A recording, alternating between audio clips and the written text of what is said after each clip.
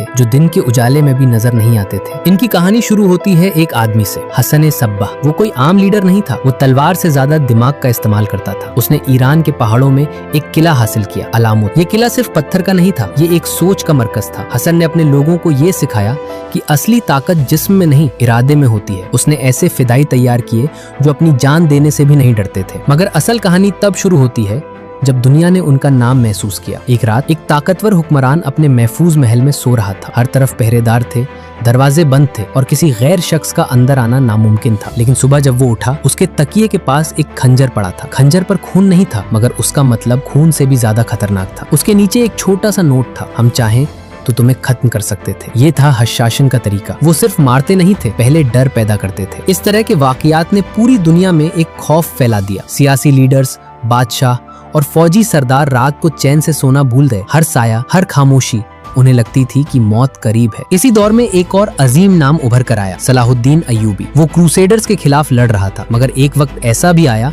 जब उसका सामना हशान से हुआ। रिवायत के मुताबिक एक रात सलाहुद्दीन अपने कैंप में सो रहा था जब उसने महसूस किया कि कोई उसके बिल्कुल करीब है। जब वो उठा तो उसने देखा कि उसके पास एक खंजर रखा है और एक परचम। वो जिंदा था, लेकिन ये एक पैगाम था, एक खामोश धमकी। ये सिर्फ कहानी नहीं थी, ये साइकोलॉजिकल वॉर था। अब यहाँ से कहानी में सस्पेंस और गहरा हो जाता है। एक जवान सिपाही जैद, जो सलाहुद्दीन की फौज का हिस्सा था, उस रात का गवाह बना। उसने अपनी आंखों से देखा कि सब कुछ महफूज होने के बावजूद हशान का कोई फिदाई अंदर तक पहुंच गया। जैद के लिए ये सिर्फ दुश्मन नहीं थे, ये एक पहेली बन गए थे। जैद ने फैसला किया कि वो इनका पीछा करेगा। वो रातों को अकेला निकलता, सायों का पीछा करता और धीरे धीरे पहाड़ों की तरफ बढ़ता गया। हर रात उसे लगता कि कोई उसके पीछे है। कभी हवा तेज चलती, कभी अचानक खामोशी छा जाती। एक रात जब वो एक तंग रास्ते से गुजर रहा था, अचानक उसके सामने एक शख्स आ खड़ा हुआ, चेहरा ढाका हुआ, आंखें सीधा उसकी रूह तक झांक रही थी। तुम बहुत करीब आ गए हो, उसने धीरे से कहा। जैद ने तलवार निकाली,